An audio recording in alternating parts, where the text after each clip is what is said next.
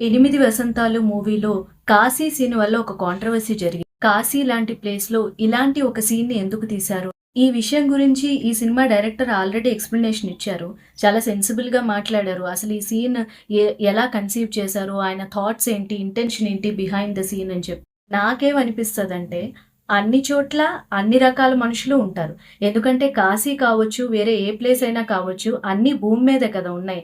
భూమి మీద మనుషులు ఉంటారు కదా! మనుషుల్లో రకరకాల మనుషులు ఉంటారు. సో, ఎక్కువ ఉండొచ్చు, తక్కువ ఉండొచ్చు. బట్ ఇలాంటి మనుషులు కూడా అక్కడ ఉండొచ్చు. చుడిదార్ వేసుకునే అమ్మాయిలందరూ మంచోళ్ళు కాదు, జీన్స్ వేసుకొని తిరిగే అమ్మాయిలందరూ చెడ్డవాళ్ళు కాదు అని 'మన్మథ' సినిమాలో ఒక డైలాగ్ ఉంటది. ఇన్ ద సేమ్ వే బొట్టు పెట్టుకునే అబ్బాయిలందరూ మంచోళ్ళు కాదు, మందు తాగే అబ్బాయిలందరూ చెడ్డవాళ్ళు కాదు. అంటే బ్యాడ్ హ్యాబిట్స్ అనేవి బ్యాడే.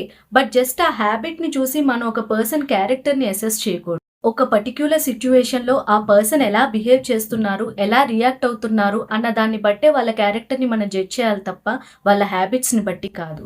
Don't judge a book by its cover అని అంటారు కదా!